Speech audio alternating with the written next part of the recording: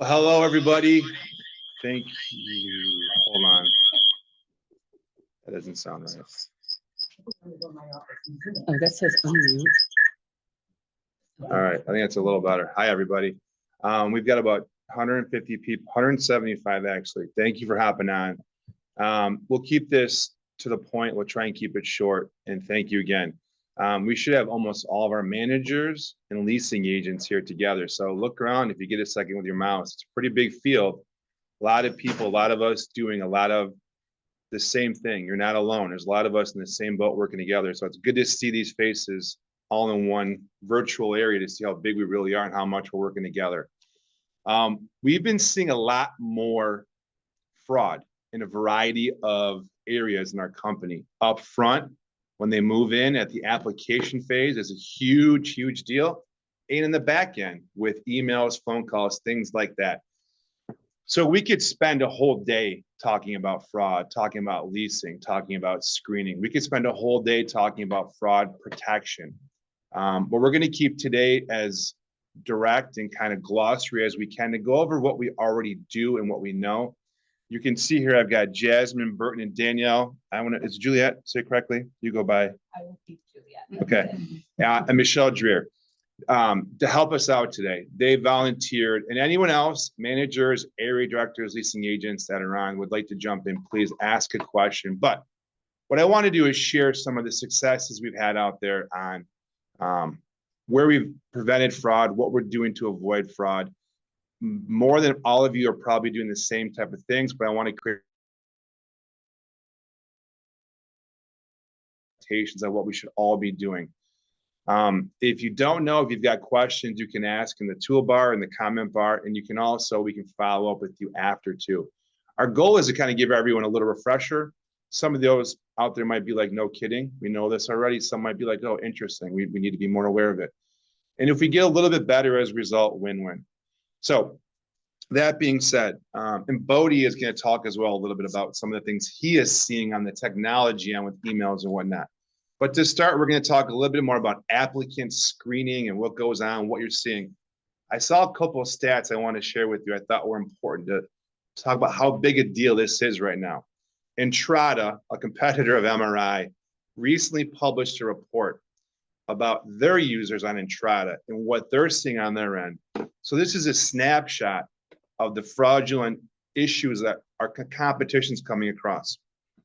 In a nutshell, they said on a study of all of their users on Entrata, 111% increase in fraudulent applications were noticed between 2019 and 2020. They did it again in 2023, 23% increase in fraudulent applications last year alone. That's a quarter of all the applicants Entrata was seeing come through were fraudulent. 28% of all applicants had a return pay stub once per month. 63% of the polls saw fake pay stubs on an annual basis. Almost over two-thirds of every property saw fake pay stubs. 23%, almost a quarter of every eviction in 2023 was from a fraudulent application.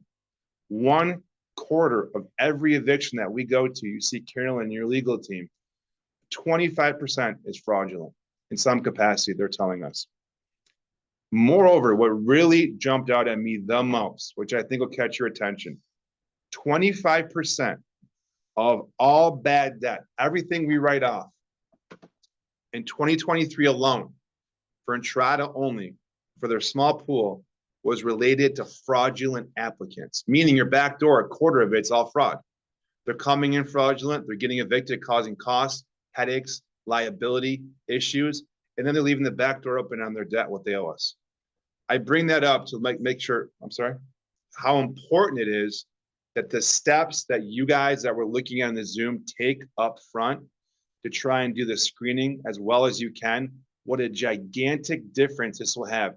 We all know if you go on social media, on any variety of, I've heard TikTok or anything else, you can buy pay stubs, employment verifications, bank records, you name it, cheap and easy. And they look pretty darn good and they're getting better and better. If we stick to some of the basics we're going to go over and we all agree that that's our unified front, we'll get better along the way. But if we stick to our basics, I am convinced we'll avoid 90% of the fraud out there, if not more, just doing the basics, and they'll go somewhere else. They're looking for people that are buying these, looking to move in somewhere that can't move in because of bad credit, criminal history, or worse. They're targeting us. And if we push back and put up our lines of defense, we'll do a better job. So I went longer than I promised. I'm sorry. That being said, we do want to talk a little bit about applicant screening, reiterating what everybody already knows, but the goal is to kind of reiterate, discuss the procedures that we go through with pre-application, application, and then we're going to get into some more real-world examples of what we're doing to fight off fraud. Is that fair? Yep. Thank you, Michelle. Okay. Hi, everyone. I'm Michelle Dreer. So I'm going to go over the applicant screening procedure. We're just going to take a few minutes to do that. And let me share my screen.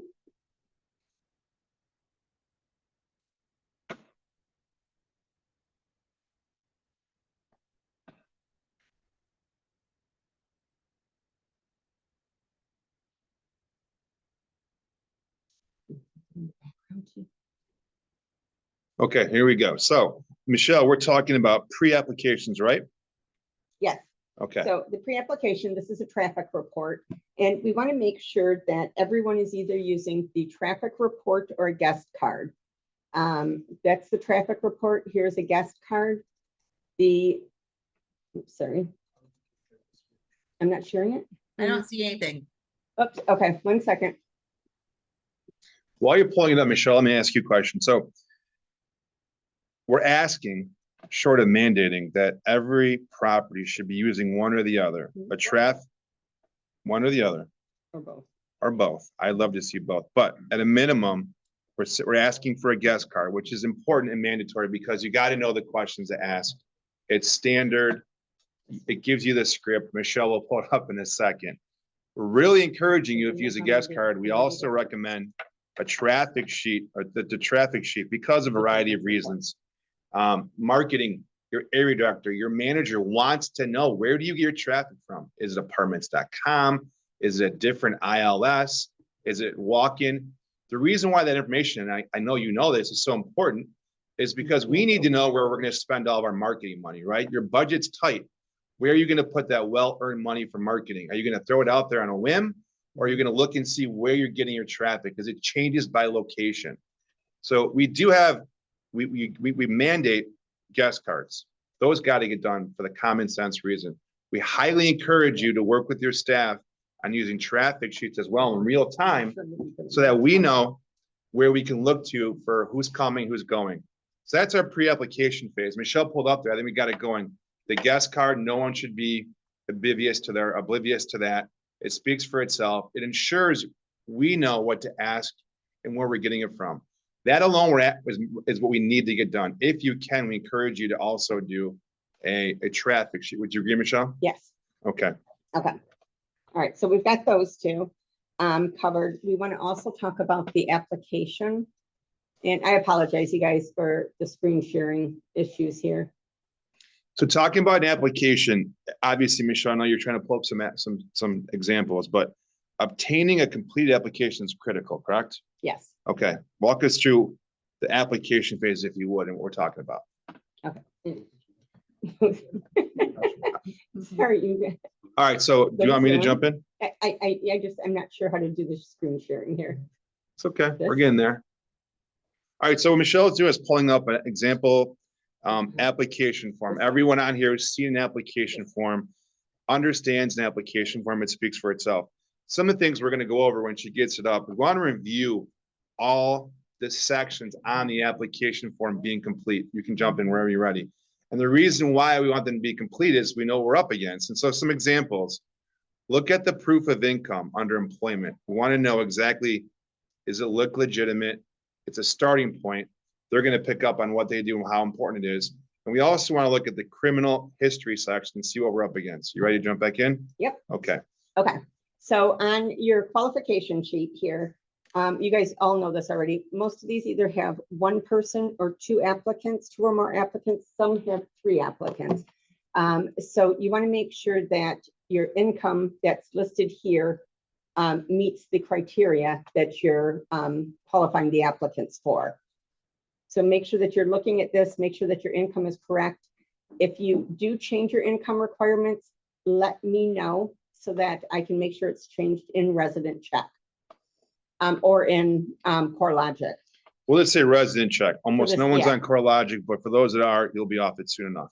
Okay, proof of income, same thing. Most, we recommend that everyone do at least 2 pay stubs. Some area directors require more than that. Let me jump in. You got to do 2 pay stubs. Anyone object up here? We need a minimum 2 pay stubs.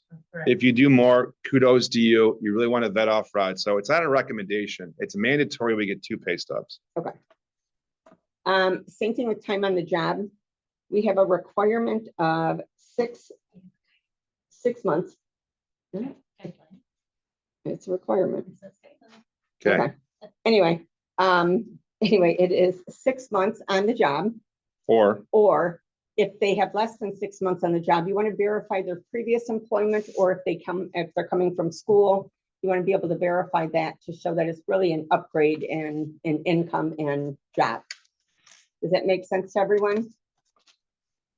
It's obvious reasons, but if you can verify where they were working, you can verify if they were in school, it gives you a snapshot of what you're dealing with when we dig deeper. Is that fair? Yes. That's our starting point. Okay. Yep. Okay. And then we're going to talk about, and then obviously you're going to collect the application fee, which you guys all do. That can either be done in the office or that can be done through rent payment. And then let's talk real briefly about applicant screening. And I'm going to share a document again. So you're about to bring up a document to talk about credit and criminal backgrounds. Is that fair? Mm-hmm. So everyone's on resident check. A few of you are still on CoreLogic. I think my mandate or affordable is for now, but we're excited to be moving that to MRI soon. I know a couple notes, Michelle, you made when we were going over this is you always want to make sure we review the fraud alert section on the resident check, right? We got to put eyes on the fraudulent section. You're going to pull example of that up in a minute. And maybe when you pull it up, you can give, okay, here we go. Here's an example. We had it. We lost it. Now, we're going to get there, guys. We promise. We're working on it. Okay. Everyone can see example of resident check, and Michelle pulled a couple examples of what they may look like. I'll let you kind of maybe walk them through a little bit of what we're looking at. So, so in resident check, we want to make sure that you're looking at the fraud protection section of resident check for every single person. This is what's going to let you know whether there is a possibility of fraud. So what you want to see is this top one where it says that the input consumer identity elements have been verified. And so just so you know, we follow her cursor. She's going to kind of curse where she's talking about on the cursor. Yeah. Okay. Just hopefully everyone knows where you can find this in resident check on the report. It's probably just a little ways down, maybe about a third of the way down on the report. But this is a very important section to look at. Before you go further, isn't it important to note too, if you see something pop up, suggestion actions, right? Yeah, yes, but this one is perfect. This is what you want to see. You want to see that it's been verified. So what we did is the first one's a good one, how it should look. Okay, your second one, which you're on now. This one right here says that the input consumer identity elements have not been verified. So something's incorrect there, or it doesn't match the screening background criteria. So you want to look at the information that you provided or that you input into resident check. So is their name spelled correctly? Are there dashes? Is somebody using a partial name, John instead of Jonathan? You want to look at their date of birth, at their social security number. Make sure that information is accurate. If it's still, and then if it isn't accurate, you go and you make the correction. If, I'm going to scroll down to this next one here too, as well, the social security number. If the social security number, this is typically where most of the errors come in. If this is not verified, you can see over here where it says under suggested actions, what you need to do. So here you want to verify the accuracy of the social security number that you input. You also may need to have the applicant bring in a copy of their social security card. Can I ask a question? Yep. Say if someone applies online and you're not gonna see them at your property until move-in, how would you handle it? And you guys can answer too. Because we get more and more online applications and people moving from wherever, they're gonna apply online, this happens, they says, get a copy of the card, how would you handle that? They need to come in they need to bring the card into the office. Even at move-in, right? Across country, that may not be possible. Then you may have to email it. They can email. So Yeah. a good example would be, guys, if you're having this issue, you can ask them to email you a copy. Let me ask, worst case scenario, can't they bring it at move-in before they get the keys? Yes. Worst case, what we do, and for those in North Dakota texting questions, you got to get a clean copy because we got to vet out the fraud that we're talking about. So make it as easy as possible with an email or at time of move-in, but it is conditioned on verification before they'll get the keys to move in. I'm sorry, I'm interrupting you. No, you're good. Make sure that the name on the social security number matches the name on the driver's license, and that matches the name on the application. So all of the spelling of the name should be correct on all three of those. Sounds like common sense, but you know, it's still, you got to look at them, right? It happens Yes. more and more. Okay. Absolutely. I saw one recently where we had someone had a social security card, the guy was dead and the names didn't match up. So I know it sounds wild, but we definitely got to keep eyes on those three to see, it's just, it's a step in the protection. So Michelle is ready to move on to an example, I think, of a social security card you want to show, right? Yep. Okay. Cody's gonna help me get it up. Okay. Let me ask you a question, Michelle, and you guys, while we're trying to get set up here. If a determination is made on your resident check saying it's conditional, must review, that must be reviewed by the area director, correct? All conditionals? Yeah. Let me repeat, anything conditional requires an area director to review and sign off on. Fair? We all know that common sense, but still, okay. You're back to the social security card you want to talk about? Yes. Okay. Did you cover those on the top? Nope, I'll let you keep going. Okay, so these are some tips on social security. Can I take this roll up? Okay. Tips to detect a fraudulent social security card. And it was really pretty interesting if you look at some of these things. The blue background here on the social security card should be marbleized or spiralized. It should not be a solid color. So it shouldn't be solid blue. On TikTok, you print it off, it's gonna be solid blue, for example. It's gotta have the texture to it.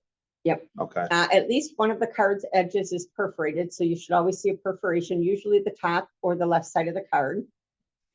The letters and words are the same font and they're equally spaced and aligned, so you can see the spacing between them are exactly the same. so fonts look different, they're off balance, they're not centered, common sense, red flags should be going up. Yep, but the spacing between them is very important too. The card should be clear, it shouldn't be blurry. Only cards issued after 2007 have the date stamped on them. So if you're old like me and I bring my card in before 2000, if you see my date on there, you know it's a red flag. Yes, Okay, yep.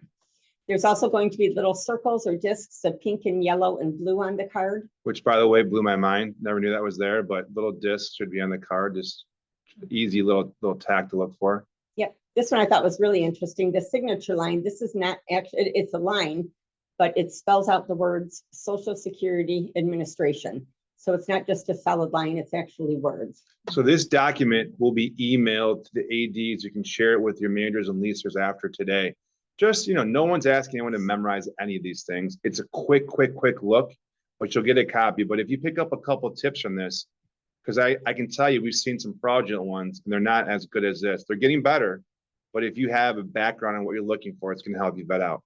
Let's jump on to what's next. Okay, and then the last two things, the paper background here should have a blue tint. And then this outline, the security border, that says Administration, United States of America, Social Security. A lot to And that's repeated digest. all the way Yeah, around. it's a lot to digest, but it's good primer, right? Yep, but this Okay. is some good information for detecting a false social security number. Okay. So Okay. before that came out, we were talking a little bit about conditional reviews. That requires an area doctor if you get a Mhm. criminal, okay.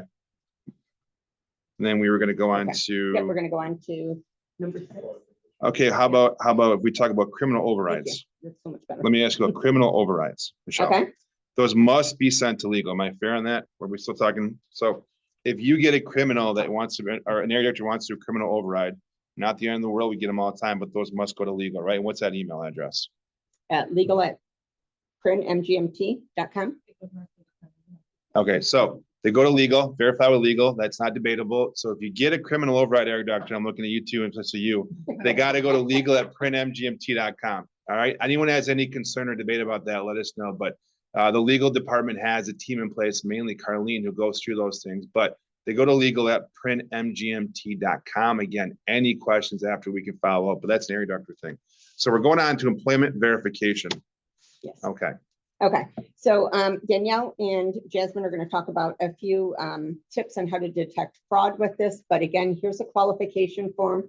We want to reiterate that you make sure that you follow the time on the job here.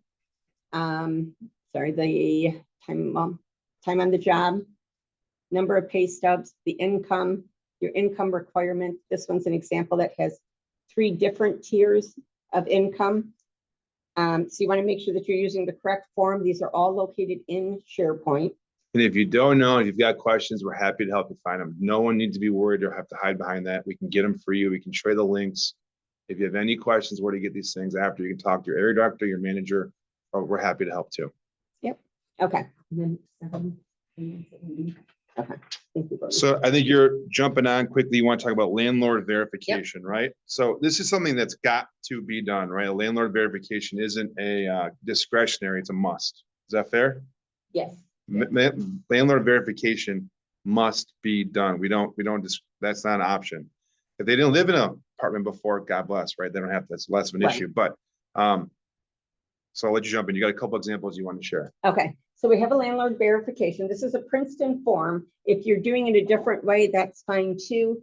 But the release, let's see if we can get. So what we're showing you is a landlord verification form that we have on SharePoint that anyone can do anytime that they need. If you have a different form similar, for example, I'm not picking on you, Danielle, but if you got a form that you like that's similar, that's fine too. No issues, okay? But we have this form for everybody to use regardless. Okay. If you scroll out, you can unzoom in a little bit if it's too big. Yeah, this is showing up on different screens. It looks like they're side by side, but You just gotta this scroll is out a a little bit. release.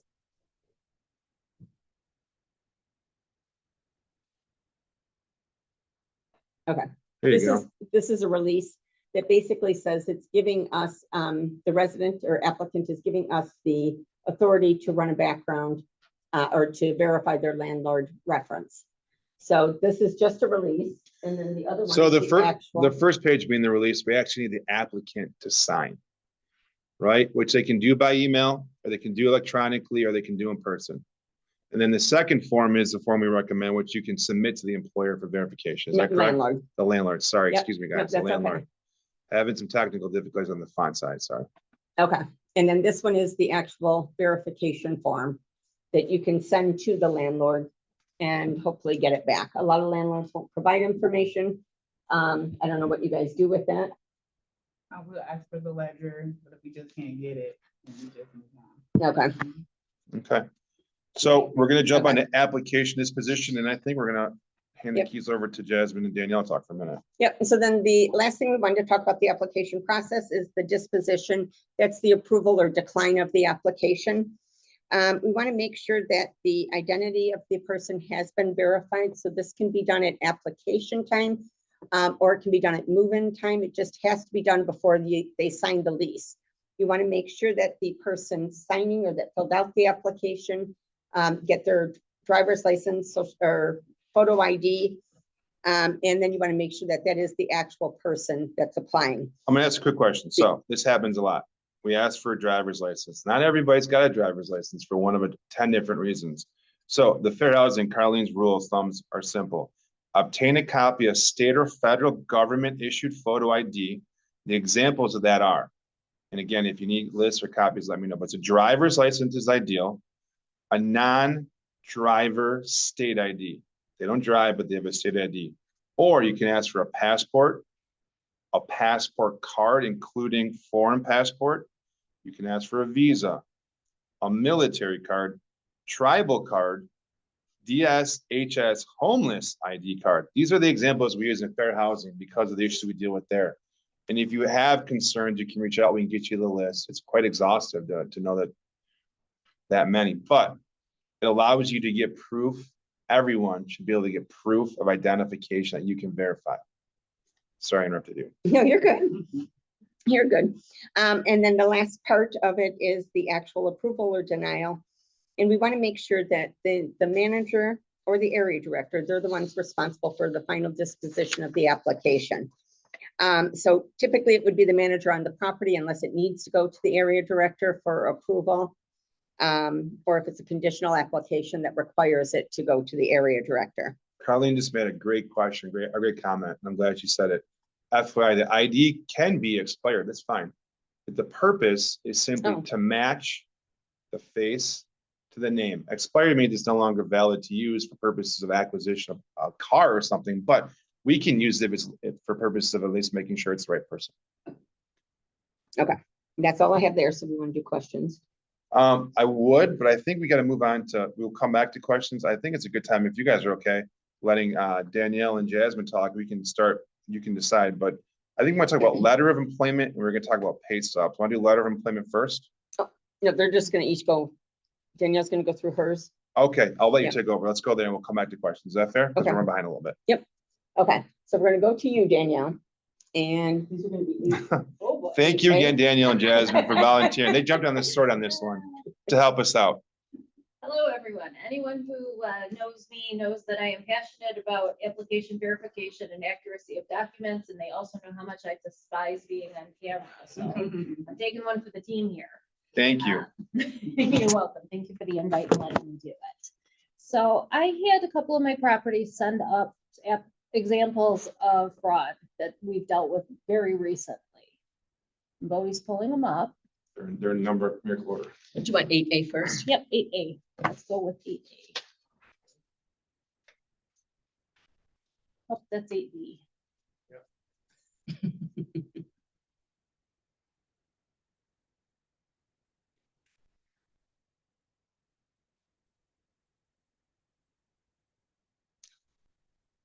Let's go there closer to Danielle. I'll have it on that. All right, 8A, here we go. There you go, Danielle. Did we get the papers up there? Yep. Okay, so this one came from Hamptons of Brownstown, and the first thing that caught their attention was that the letter of employment, if you scroll, there should be 4 pages.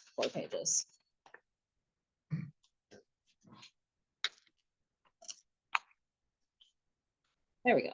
The letter of employment didn't look particularly official. It looked like something somebody made on Microsoft Word, and that made Katie look into it a little bit more. Good job, Katie. As they looked further, they found that the address on the letter does not match the address on the paychecks. One says Oakland Park Boulevard, and then the paychecks say Oakland Parkway. That's a dead giveaway. So we Googled the company to find out what address it actually is, and the phone number doesn't match the number listed on the letter. So you'll notice the 313 area code, but the area code to Highland Park is 248. So we took down the number that we found on Google and contacted the actual business to ask the question of if they work there.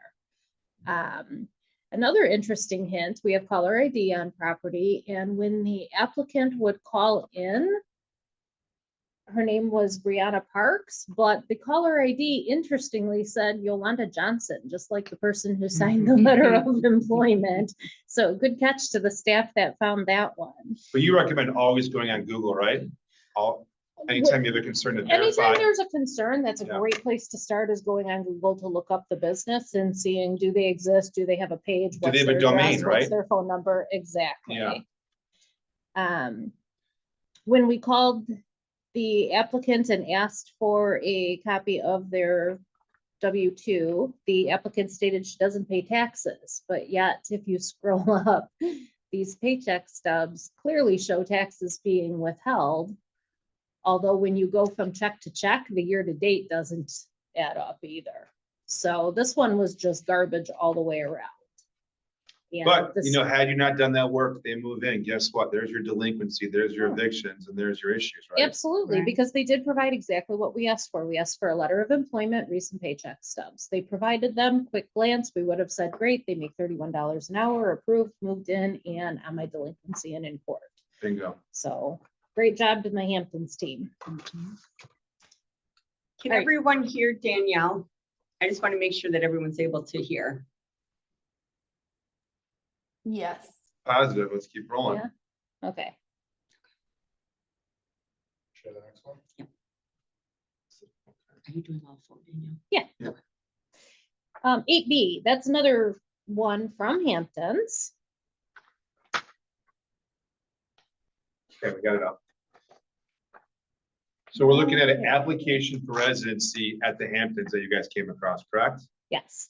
Okay, So if you scroll down to her letter of employment and paycheck stubs, so letter of employment, your standard letter, which looks formal, but it could also be printed off Google pretty, or off of TikTok pretty easily. absolutely, and interestingly, it does not have an address or a phone number on it, which most letterhead has, which made the staff ask questions. So we did our favorite thing, we looked up the company and they don't have a location in Georgia, which is what is on the paycheck stubs. If we scroll over to those. Okay, The company, Conifer Health Solutions, is actually located in Texas. So we contacted the company in Texas. They gave an email to the HR department. The staff emailed these documents over to HR, who stated that they go through the work number. So we were at a dead end there. We were unable to verify anymore. But we then asked the applicant to provide us with their W-2. And they instead brought in a 1099, which again would mean that they're not having taxes deducted, where these checks they provided clearly show that they are, and the name on the 1099 does not match the name on the paycheck. that was my stubs. first question. Is the name even right? No, the name was not right. The fact that they're a 1099 versus a W-2 employee was not correct. It was another just bad application. So you see anything that's a red flag that we're talking about, you dig a little deeper, more often than not, almost always, you're gonna get to the bottom of it and prevent that from happening in your property. Absolutely. Okay, My team has a lot of fun with these. They love digging into them and seeing what they can find. I don't think fraud's fun, but I like how you phrase it, because it is kind of fun to dig in a little bit and get your FBI hat on a little bit. Detective hat. Yeah. Okay, 8C, I just looked at this one with Marion Manor a couple days ago. On the paycheck stub, we note that everything is the same font except the employee's name. That looks a little odd to me. So I start looking into it a little bit further and Googling International Power Sports, always a great place to start. And what I'm finding is that the business. Nope, we're good here. I go over to the W-2 they provide. And if you look, they have the wrong state abbreviation. It shouldn't be Mississippi, and instead they listed it as Missouri. The font size for the employer ID number has changed from the font size on the remainder of the document. Good catch, yeah. That is not a legitimate document. And again, for the letter, it was printed off somewhere on the internet. The fonts don't match. That's a personal cell phone number. And another dead giveaway is when the employment verification email address is a Gmail or a Yahoo address. Any business that's an international or an LLC, they're going to have some type of a company domain. So m.williams@gmail was somebody's friend who was going to try to help him get the apartment. I know we're gonna jump on, but doesn't this take your time? Doesn't this take your staff a ton of work to do? Not really. Obviously it's a detour from what else they're doing, but most of them find it very refreshing and fun. Let to me do ask something you, different. would it be a lot more consuming if this person did move in and led to fraud and evictions and everything else? Oh, absolutely. Our job is to protect the island. So a little bit upfront, time well spent. Absolutely. We're Okay. talking 15 minutes versus days, weeks, months in court, multiple court hearings, and ultimately the company being defrauded out of thousands of dollars. I can't argue with you. I know you flipped off of it, but just another thing on that one, I also looked at the Secretary of State and business listings for the state of both Mississippi and Missouri, looking for this company, trying to determine if it was real. And You as do enjoy this. see, there was no matches found in either state. If a business is an LLC, they're required to be listed and licensed, so it's fake.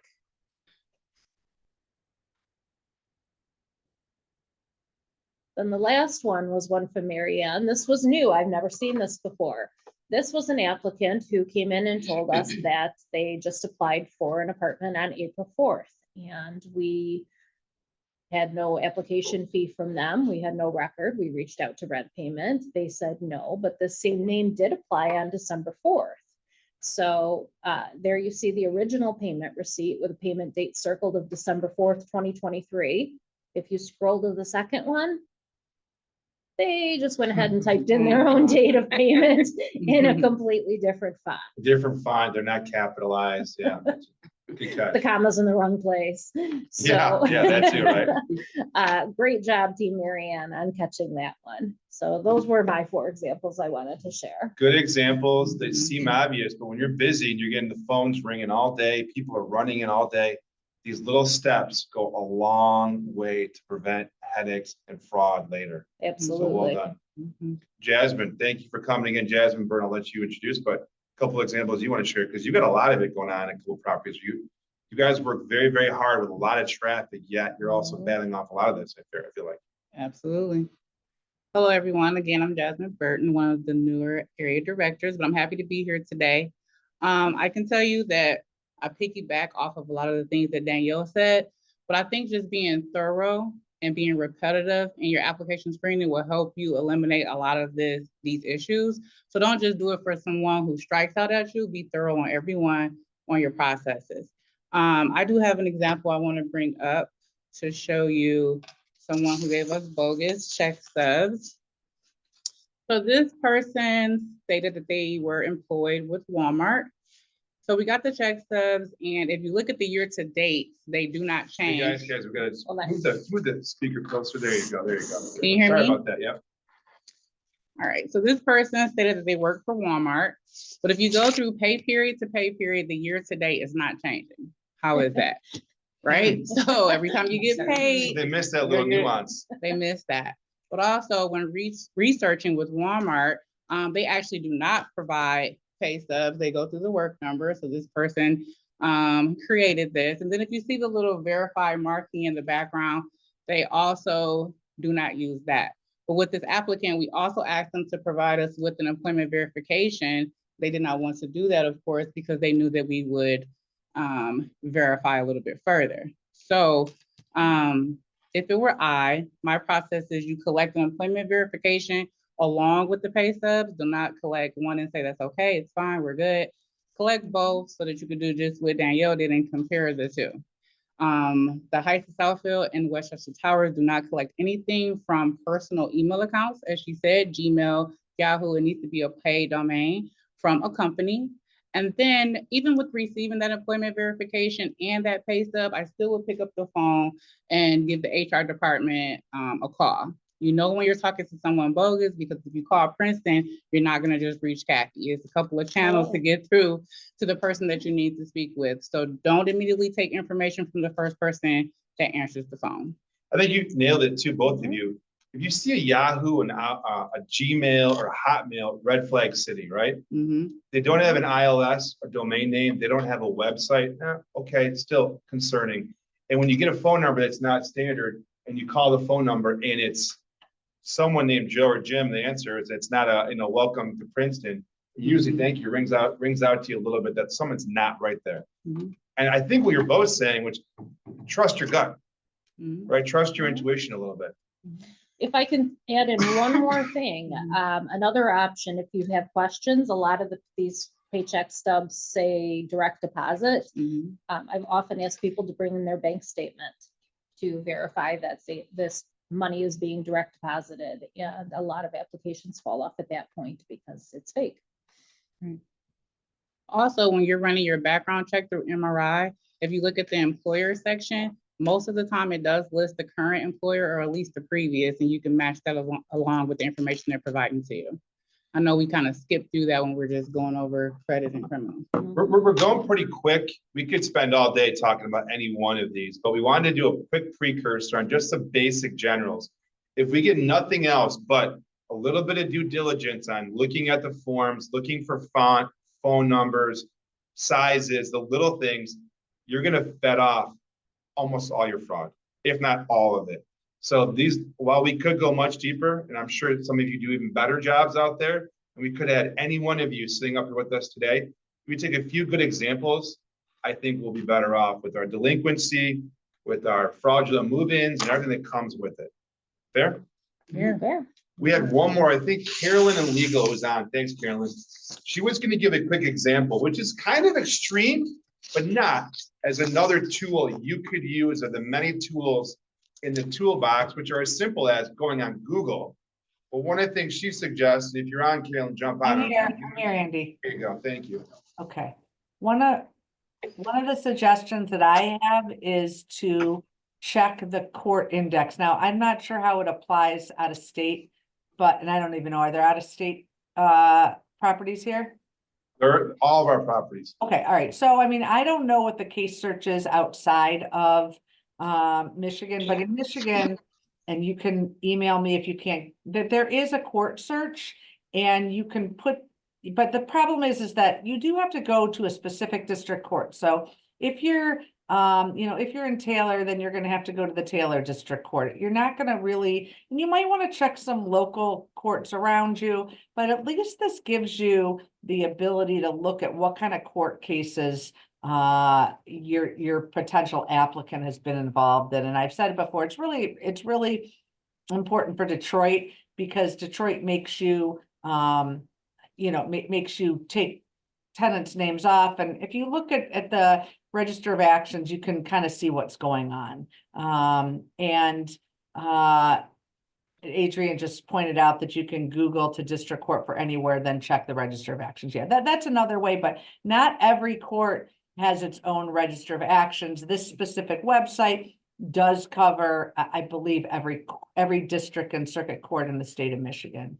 And one other thing that I just want to say, and I know this isn't part of this, is that if you get, and maybe it'll come up, but if you get an out-of-state driver's license, it's really important that you Google and look at, is that really an out-of-state license? Is that really what it looks like in the state of Texas? Because I find that's the worst. We get these people from out of state and they're trying to come into Michigan, and a lot of times it's just identity fraud. So that's just one other thing that I wanted to add in.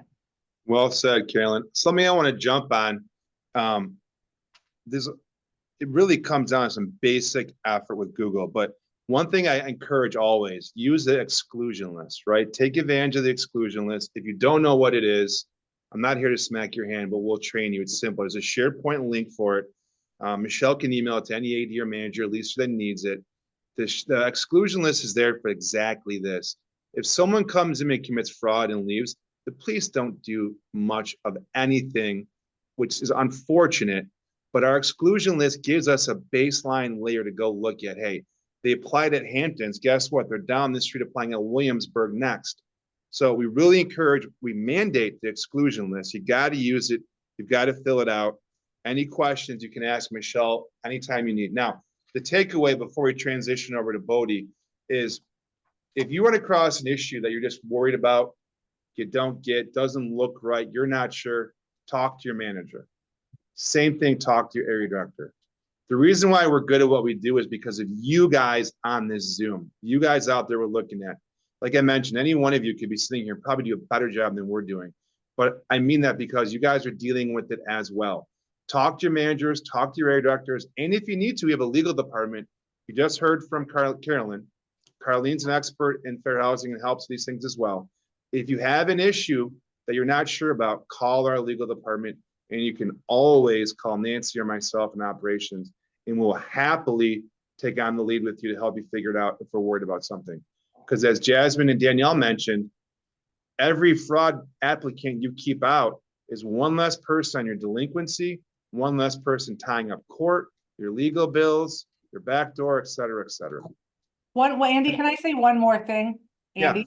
Okay, Yeah. with regard to that register of actions, I want to give you an example of what could happen. There was a woman in Southfield that I was in court in, and when I ran her name in the register of actions, she had 8 different court cases. Okay, there were 8 different people. So clearly she's at all these apartments, she's applied, and if you had an applicant and you ran them on the register of actions, you could see, wow, why is this person a defendant in 8 different actions? And there weren't judgments yet, so it might not show up on our credit report, but it would certainly ring a bell if you saw this person as a defendant at 8 different apartments in the city of Southfield. Good example. Good example. So I want to go through every question. Unfortunately, we just don't have the time on this short lunch webinar we're doing, but we will take down the comments and questions that we get and follow up later, answering those questions, taking the comments that might be even something that we need to add that we'll share with everyone collectively. So you get the feedback from Jasmine, Michelle, Danielle, myself, and anything else that was on the question bar. A couple of quick ones though before Bodie goes. One of the questions we got was, do we need to keep up with both paper and MRI guest cards? And I think MRI guest cards, fine. You can do both, right? Yeah, do both. Michelle, I noticed on your traffic, you put the time the email came in. We always put the time we answer them. Which do you prefer? When they came in, you prefer? Well, when they sent the email. When they sent the email. And any of these Email questions, or when you responded. so when we receive the email, we recommend, okay? And just, we'll do one more question. We'll get to my promise, but I want to give Bodie a fair shot to talk about what he's seeing on his end. How do you address suspected fraud with the applicant? That's a great question. Where Huntington on the Hill, Kelly, well asked. I'm going to look to you, Jasmine and Danielle. I'll start with you, Jasmine.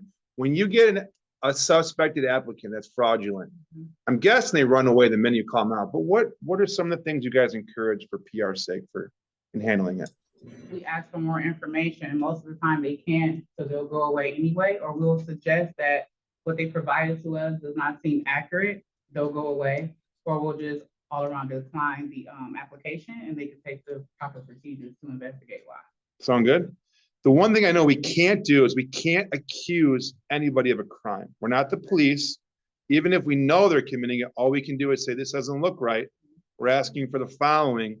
And if you think it's happening, you can always call the legal department and we'll get involved. We tell them that the information that.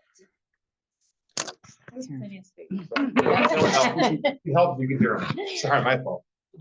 The information we received is not verifiable or it's incongruent, and we needed additional documentation in order to be able to proceed. Or if we're at the end, we say we are unable to approve your application based on the fact that your information was unverifiable and inconsistent. And they know why they're being declined. They don't normally argue past that. Let me ask you, Danielle, if you get an applicant that you determine to be fraudulent, like we just talked about, can you deny the applicant for that specific reason, or just kind of deny him based on lack? Am I already kind of asking what you just answered? But you don't have to say they committed fraud. You can say that it's not matching up, it's missing, or I need more. Make them go do more, which they won't do anyways. And they'll Or go you're away. unable to We're verify. denying them based on inability to verify sufficient income Perfect. to meet the income requirement on the qualification form. Can you say that one more time? I need to hear it. We are denying them based on their inability to meet the income requirement as laid out on the qualification form. Perfect. Perfect use. I have that real quick. We're gonna get to Bodie. One or two more questions. Are we allowed to keep a copy of the social security card or just verify information on the application? I'm being told just verify. Another question. What if they were recently married and last name hasn't been updated on the social security card, which probably happens a lot? Legal department recommends you can get a proof of a marriage certificate, okay? That's only a few of the questions. I know there's a lot more comments we will get to, and we could do all day on this because there's a lot that goes into it. But we will follow up. We will have more conversations. Reach out to your AD. And now, Bodie, I'm handing the keys over to you. Thank you, Andy. Can you guys hear me? All right. I'll share my screen quickly.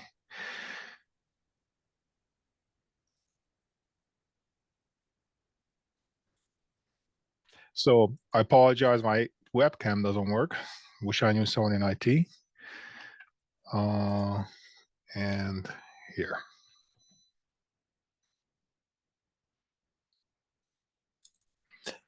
So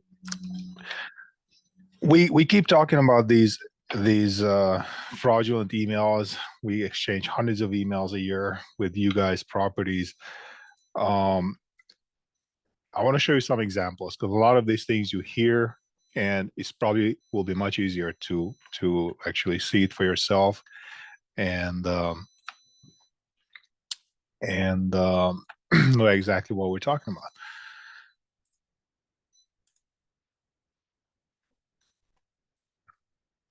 This is one of the scam emails that we get pretty regularly. You get emails from PayPal, eBay. These are companies that you actually deal with. So it sounds familiar. You look at it, you think it may be real. If you don't expect it, it's probably not real. Another scam email. This one pretends to be from Venmo. You know, they hope people will get scared. Oh man, someone it says you paid $99.99. I better call right now. Well, that number is going to ring somewhere in India. It's going to be scammers trying to get your information. Happens all the time. One person out of 1,000 will call, and that's just enough for them to make their money. What's the goal? Why do they do this? Well, it can be very targeted, like this one, Christine Hall. If you look at the email address, it's actually Gmail, some silly treasure finance, whatever BS email. This is not Christine Hall, obviously, but it went to Terry Krasicki from my office. This is one of those emails that became so prevalent that HR actually had to change their procedure, and they no longer take the form where you change your bank account for the direct deposit through email, through fax, any other way. The only way we can take it now is if someone drops it off at the office. You guys know that. This is why this became very prevalent. Scam emails, you can verify who sent it. I just went into Random Properties mailbox, looked at it's actually the support mailbox, an email from Carolina Crossing. How do you know it's Carolina Crossing? Well, for one, if it has one of these pink ribbons on top, then it's not from within Princeton. Another way to make sure that you know who it's coming from is you can actually click on the little icon next to the sender's name, and they'll tell you what the email address is. This is if you use the web client. If you use the Outlook client, like in my previous screenshot, then it'll be right there on top. So keep an eye on who the sender is. Is it really support from pmapts.com, or who knows what support email they came up with? The next level of dangerous emails in seriousness is phishing emails. You may have heard of this. Phishing basically means they're trying to get your information. They're trying to get your email address. They're trying to get your password. They send millions and millions of them out. They're not targeted. Usually they're computer generated. It's a program sending a ton of them out. That's why it's very generic. Like this one says, hey, past due payment. Maybe there's a past due payment you thought you could be outstanding with, so you're going to click on the attachment. Well, first of all, that's not even an attachment. Once you take your mouse over it and you just leave it there for a second, you see it's a link. Takes you somewhere that's probably not smart to go to, but I'm going anyway. Well, it's asking for a username and password. So no matter what you put in here, you say, hey, I don't know, I don't recognize this, but this is the password I always use. You put it in, bam, someone in China or Russia now has your password. Very common. Here's another one. This one says, here's an invoice. Well, we don't deal with anyone in New Zealand, but it's a guess. They tried. Again, you can click on that attachment. Don't do it. Once I do, you'll see that it'll prompt. It'll say you should only open attachments from trustworthy sources. This obviously wasn't one. It takes me to a login window. If I were to put in a password here, that's going to go to somewhere in again, who knows what corner of the world. This is what a Princeton login window will look like.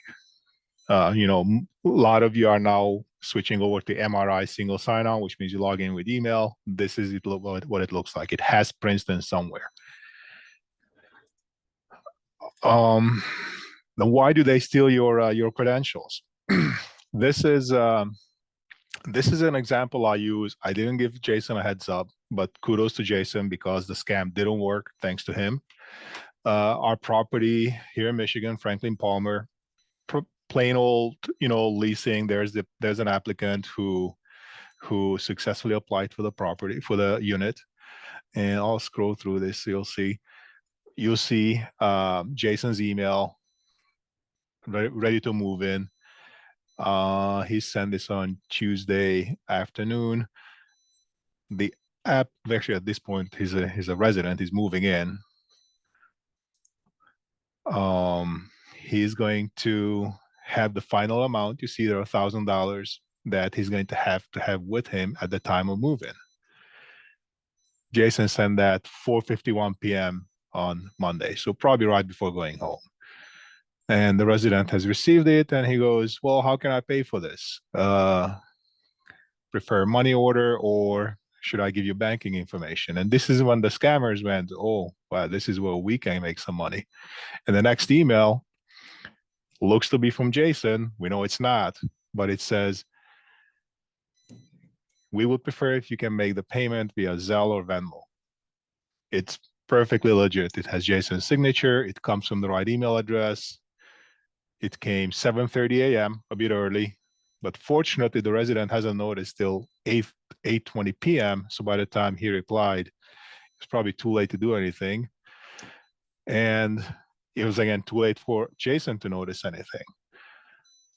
And then the scammer actually follows up with the Zelle email address to use. In this case, nothing happened because Jason actually called the person. They called the resident or the applicant. And thank you, Jason, you caught this one. Good job. But this is an example of a compromised mailbox. This is why they do send phishing emails. They got the mailbox for Franklin Palmer at pmapts.com. God knows how long ago, God knows when. And they've been sitting, monitoring, and when time was right, they jumped. So this is one of the reasons why we all have to make sure we do not have sensitive emails in our mailbox. A random property mailbox, I'm not going to tell you who it is. I just searched for tax returns, and there are at least 3 emails with attached tax returns in that mailbox. If I was a hacker in Russia, this would be perfect for me to start the process of stealing this person's identity. I have their address, social, everything I need to have.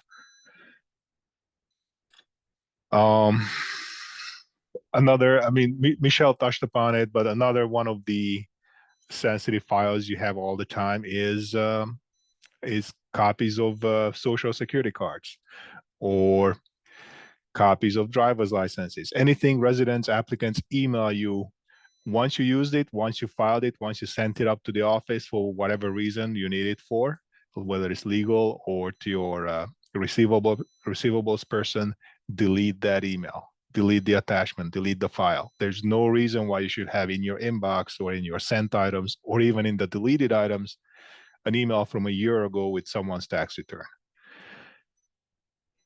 We are effective right now. We are implementing a slight change that we are automatically going to delete everything from the deleted items folder. So once you deleted it, you don't have to delete that, empty that folder again. The trash is going to be deleted automatically. But it'll be up to you to go through your inbox, your sent items, through your every subfolder you have. Do not keep sensitive information there. Sensitive information is name, birth date, and driver's license and social security card numbers. Anything with that shouldn't be on the computer, shouldn't be on the email. And I know I ran out of time here. I have one more slide to go through. This is kind of the top of it all. When they actually research the company, they know who we are, what to do. They have a phone number, they have names. Then you end up with an email with a text message like this. This was a property we just closed on in North Dakota just a few months ago. So this text message was sent to the manager at that property who was a new Princeton employee. So they didn't know what's how does Matt Lester operate? Does he actually call property managers directly, text them? She was smart enough, if you look at that email, to forward it right away to me, extend it to me, to IT support, if you have questions at any time. And she immediately blocked the sender. This could have been worse. It happened before. Someone pretending to be Matt Lester texted someone and asked for stuff. You don't, you guys know better, but a lot of new employees may not realize this. So it has to be clear. This would never, ever happen in real life. This is clearly a scam. And I know we're past 10 o'clock. I yield my microphone back to Andy and Michelle. Thank you, guys.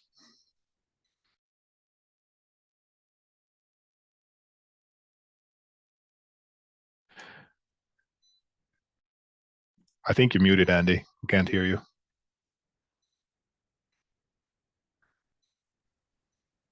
Hey, guys, thank you again, Bodie. Well said. One of many safeguards in place that are coming that we're going to continue to evolve and get better as we grow, as we continue to invest more. But at the end of the day, I think the takeaway I got from listening to Jasmine, Danielle, the questions, the comments, Michelle, and Bodie was be diligent. I give you credit for that comment, Danielle. Trust your gut. Go with the common sense. If you don't know, something doesn't look right, we're not accusing anyone of anything. Share it with your manager, share it with your area director, and you can share it with legal or operations at any time. We'll work together as a team. For housekeeping's sake, the exclusion list, which is on SharePoint, correct, Michelle? Yes. And we recommend as a calendar reminder every Tuesday of the month, the third Tuesday, to look and update SharePoint. I'm sorry, the exclusion list. And who goes on that? Simple. Do they owe money? Were they evicted for non-payment? Was there police activity? Were they evicted at all? Did they come in and try and commit fraud? Or they leave with lease violations? If you put them on there, hopefully that'll help the next property avoid going through this as well. It's a good place to look. Also, housekeeping, the Zoom will be saved. We'll send this link with answers to any questions. We'll do an outline of the comments that were shared with Jasmine, Danielle, Michelle, and idea suggestion that came on the toolbar, the taskbar that we can send back to you guys. Please send the training acknowledgement form if you can see it. That is similar to what you get with safety meetings. We want to get you credit, make sure everyone got a chance to be there. That goes to HR from your manager.